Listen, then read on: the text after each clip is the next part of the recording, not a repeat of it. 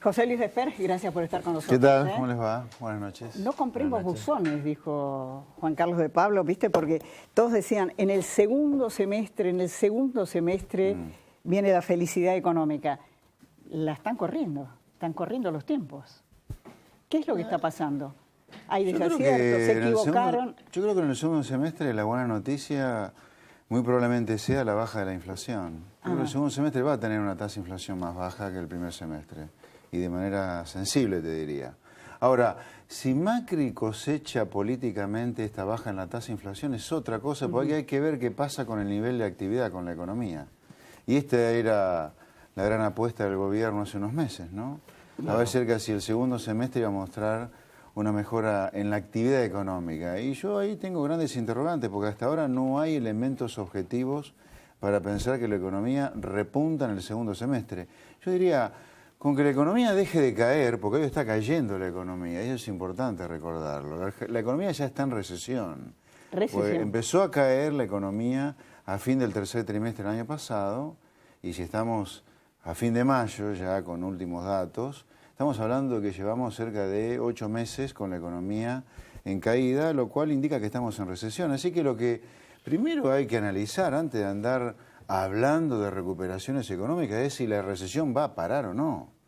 Me parece que nos hemos apresurado mucho. ¿Va a parar o no va a parar la recesión? Yo tengo mis dudas, ¿Vos crees que se puede profundizar? No. Me preguntaste si va a parar o no.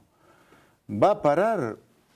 No sé, no lo sé. Profundizar no creo que caiga, que acelere la caída de la actividad económica, pero puede seguir cayendo un poco más la actividad económica. Yo te diría, me pondría contento si deja de caer, porque acá hay errores de todo tipo que ha cometido el gobierno y la sociedad como un conjunto. A ver, a fin del año pasado, sea por el motivo que sea, en parte por méritos del gobierno de Macri, Argentina evitó la quinta crisis o el quinto incendio en poco más de 40 años, luego del Rodrigazo a mediados de los 70, Martínez de Oz a principios de los 80, la crisis del Austral a fines de los 80 y la crisis de la convertibilidad a fines de los 90.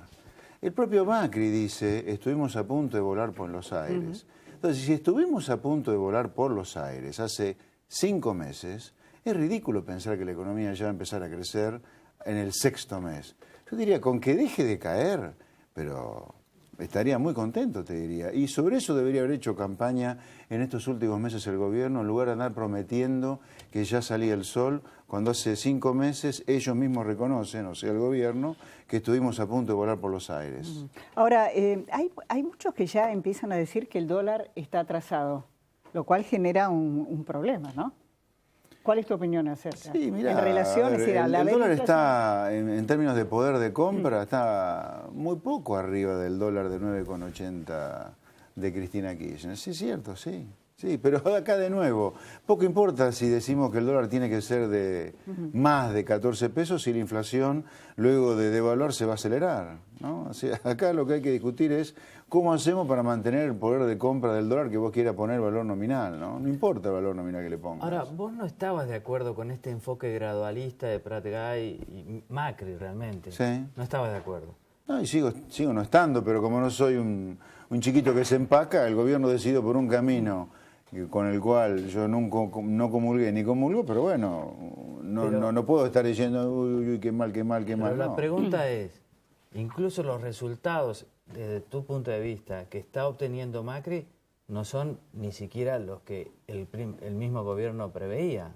¿En qué sentido? Y con este enfoque gradualista se pensaba que después, en el segundo semestre, se iba a empezar a crecer, y eso, según estás diciendo, no va a ser posible. Sí, crecer no, claramente no vas a crecer en el segundo semestre con respecto al año pasado. Ojalá que dejes de caer, pues insisto, la economía está cayendo y está en recesión. A ver,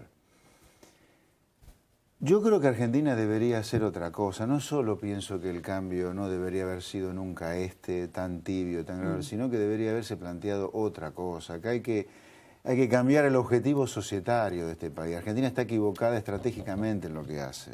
O sea, Argentina está equivocada en vivir sustituyendo importaciones y vivir con un Estado que ha creado una nueva esclavitud en el siglo XXI, que es la esclavitud impositiva. Yo diría, la gran novedad del siglo XXI es que el mundo ha parido una sociedad con esclavos, con esclavos impositivos, que somos todos los que estamos en blanco. Y aclaro que los que estamos en blanco son cerca de 13 millones de personas, no es poca cosa. Así que hay 13 millones de personas que acá son esclavos de un Estado que se los fagocita impuestos y encima se los roba porque no le da nada. Entonces, yo hubiera hecho otra cosa, la verdad, un cambio de 180 grados. Ahora, Macri no solo no decidió ese cambio hasta ahora, sino que además decidió hacer un service de a poco. Bueno, si el service es de a poco, señores del PRO, la recuperación va a ser extremadamente lenta. Y ojalá que termine bien, porque la historia hasta ahora le niega la razón al gradualismo. Todos los gradualismos terminaron en grandes shocks. Ojalá que no sea este el caso y tampoco tengo la menor idea si va a terminar en otro shock.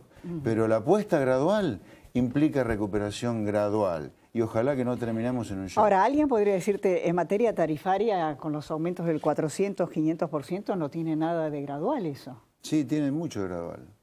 Mirá. ¿Cómo? A ver. ¿Por qué? Porque con los aumentos de tarifas que ha habido, y ni hablar con todas las medidas cautelares que hay, con la marcha atrás que ha ido el gobierno, no sé dónde quedaron esos ajustes, pero antes que se iniciara esta ola de retrocesos en materia tarifaria, junto con el retroceso de la ley del arrepentido, junto con el retroceso de la posición de Argentina con Venezuela, habría que estilizar y conceptualizar esos tres retrocesos del gobierno. Pero aún sin retroceso en materia tarifaria, las tarifas en promedio no llegan a cubrir ni la mitad del costo, A ver, pero pongámoslo en términos simples. Pero es que son impagables para la mayoría de los argentinos. No, para la mayoría no.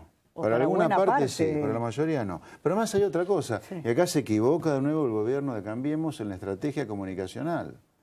El gobierno de Cambiemos tiene que decir que como concepto, aquel que se opone al ajuste tarifario, como concepto, que hay excepciones no hacen a la regla. La regla debería ser, señores, hay que pagar por las cosas lo que las cosas valen.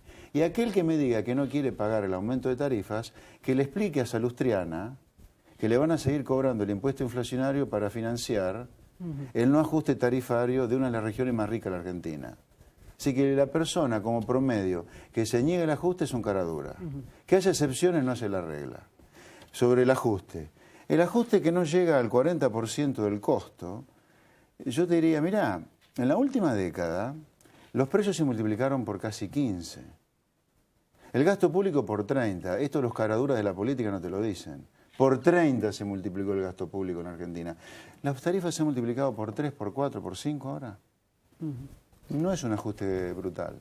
Sí es brutal la asimetría de ajustes. Al sector privado un tarifazo importante, un naftazo, y por otro lado la política sigue de farra con el gasto público, porque acá ajuste de gasto público no hubo ninguno. Eso es lo que irrita. Eso te quería preguntar. ¿El déficit fiscal no ha sido modificado por este gobierno? No, se ha dejado de pagar lo que se ha ejecutado, lo que se ha ejecutado, en realidad se ha subejecutado el presupuesto, prácticamente en obra pública ni el 60% se ha ejecutado de lo aprobado el año pasado. O sea, ahora, no hay baja de gasto público, hay subejecución y no pago de lo que no se de lo ejecutado. Ahora, yo no creo que se baje el gasto público a partir de incluso lo que decía Jorge Asís, que empezó la campaña electoral del 2017 ya. Bueno, a ver. Si Macri no logra ganar en la provincia de Buenos Aires, va a tener serios problemas para continuar. Como siempre, algunas preguntas hay que responderlas en dos planos. Lo que debería ocurrir y lo que puede llegar a ocurrir, que puede no tener nada que ver con lo que debería. Yo creo que sin duda, de ninguna manera va a haber ajuste de gasto público. No lo hubo hasta ahora, menos lo va a haber a medida que se va acercando las elecciones del año que viene. Al contrario, yo creo que el gasto público va a empezar a crecer más fuerte en los próximos meses y vamos a terminar con un déficit bastante superior al del año pasado, lo cual es una política fiscal absolutamente irresponsable de parte del presidente o del subministro de Economía y en tu opinión, si bien es difícil, pero vos sos de opiniones fuertes y eso lo valoramos mucho, ¿vos crees que esta política gradual va a continuar o habrá algún cambio hacia un shock? Es una pregunta difícil porque es medio adivinar, ¿no? En el sentido que tu pregunta es, Macri, me parece que tu pregunta es esta, Macri, antes de sufrir una crisis, ¿va a ir por un shock o va a ir por un shock recién cuando sufre una crisis, ¿no? Es un poco tu pregunta. Me gustó más tu pregunta. Bueno, A ver la respuesta. Me parece, insisto, es un poco adivinanza, ¿no? Porque me tengo que poner la cabeza de Macri a quien ni siquiera conozco. Pero si la historia sirve para explicar lo que pasa, yo no conozco ningún presidente que sin una crisis haya cambiado sustancialmente su rumbo. O sí. sea que el cambio solo después de la crisis. O de una crisis o de una situación compleja, crisis o una dificultad. Me parece que no creo que ya estando cada vez más cerca de las elecciones en el que viene, Macri vaya a pegar un volantazo y decir, señores, yo vengo diciendo hace rato que hay 1,5 millones de empleados públicos de más que me dejó el kirchnerismo para disimular el desempleo y hasta ahora me vengo burlando de los que pagan impuestos porque el 1,5 millones de empleados públicos siguen ahí y yo le estoy cobrando impuestos para financiar ese carísimo subsidio de desempleo, ya no es más. Pero es que políticamente no podés echar a 1 millón de personas, ni política ni socialmente. Ok, no lo hagamos. Vamos a ver lo que pasa. Bueno, ¿qué opinas del blanqueo? La última pregunta. ¿Puede funcionar? Se habla de 20.000 millones, Bueno, 25 el blanqueo es una millones. inmoralidad siempre, ¿no? Esta vez el atenuante es que Argentina firmó un acuerdo con 100 países más en el 2014, por el cual a partir del 1 de enero de 2018 va a comenzar a haber un intercambio automático de información entre los sistemas bancarios de esos 101 países que firmaron el acuerdo. 2018. 2018. A lo mejor se posterga porque las bases de datos que hay que armar entre los 101 países que han firmado el acuerdo es demasiado importante como para que se llegue al 1 de enero del 2018. Pero a diferencia de otros blanqueos, esta vez el blanqueo, yo no diría que está auspiciado, pero en parte se impone, entre comillas, como consecuencia de este acuerdo automático de información. Lo que yo creo que la gente que tiene dinero negro en el mundo, en el sistema bancario, no el que circula, acá el que corre peligro es el dinero negro bancario, tiene que tener claro que si después que comiencen a regir estos acuerdos automáticos de intercambio de información, si te descubren con dinero negro, te queda nada más que 1/3 de lo que tenías como consecuencia de todos los punitorios y retroactivos que te van a cobrar. Si se va a blanquear mucho, no tengo la menor idea, eso es un terreno ya de una adivinanza absolutamente irresponsable. José Luis Esper, gracias por haber estado con placer. nosotros. Buenas noches. Seferino, uno de los datos políticos de esta semana fue la reunión del Papa con los jueces argentinos. Y con Casanelo, 1 hora. 1 hora. Y tenemos al gran gestor de todo eso. A Gustavo Vera.